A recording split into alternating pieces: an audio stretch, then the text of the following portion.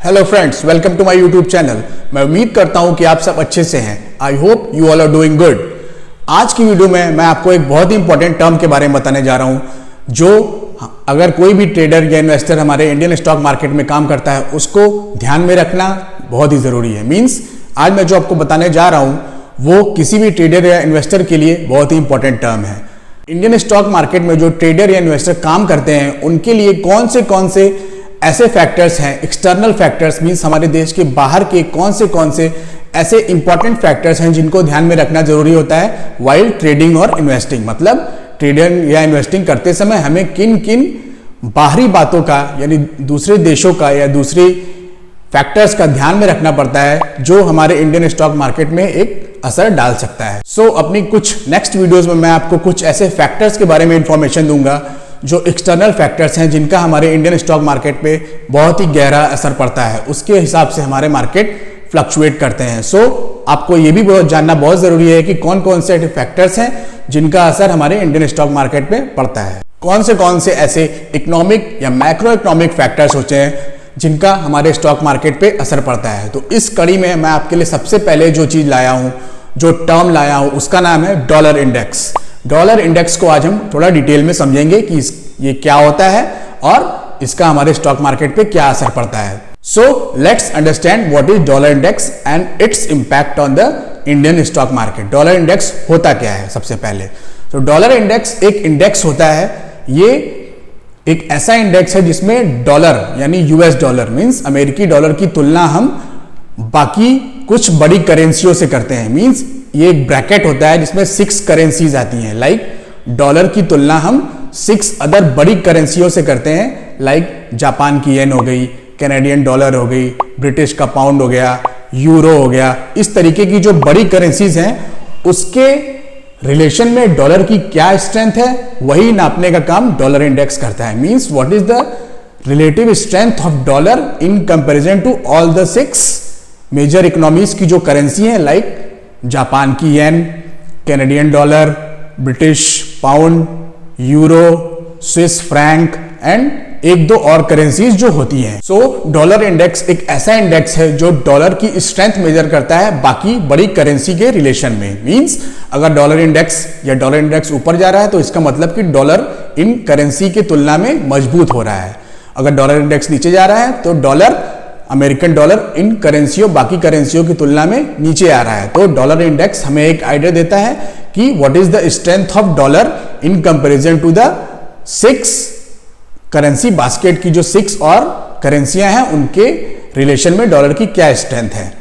ठीक है। I hope कि आपको समझ में आ गया कि डॉलर इंडेक्स क्या होता है। डॉलर इंडेक्स एक रिलेटिव इंडेक्स है जो मेजर करता है डॉलर की इंडेक्स 6 बड़ी करेंसियों की तुलना में। मींस जापान की येन की तुलना में क्या वैल्यू है उसकी, कैनेडियन डॉलर की तुलना में क्या वैल्यू है, ब्रिटिश पाउंड की तुलना में क्या वैल्यू है, ये सारी चीजें वैल्यू करता है। तो उस इंडेक्स को हम कहते हैं डॉलर इंडेक्स। मींस ये डॉलर की स्ट्रेंथ नापने का एक इंडेक्स होता है।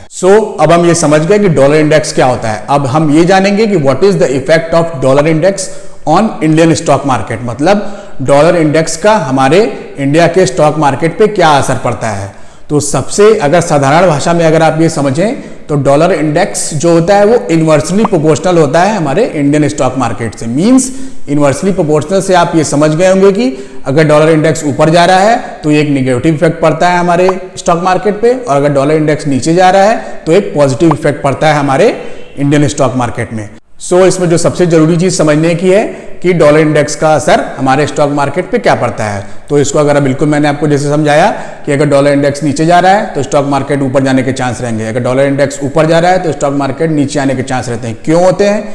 क्योंकि जो बड़े इन्वेस्टर्स होते हैं, फॉरेनर इन्वेस्टर्स होते हैं, FIIs होती हैं, वो जब डॉलर इंडेक्स नीचे जाता है मींस डॉलर की वैल्यू कम होती है, रुपये की वैल्यू बढ़ती है, तो वो इंडियन स्टॉक मार्केट में इन्वेस्ट करना चाहते हैं फॉर हायर रिटर्न्स।